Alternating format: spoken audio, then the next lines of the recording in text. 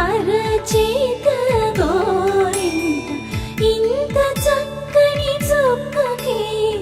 ఇంకెవరు మొగుడంట రామ చక్కని సీతకి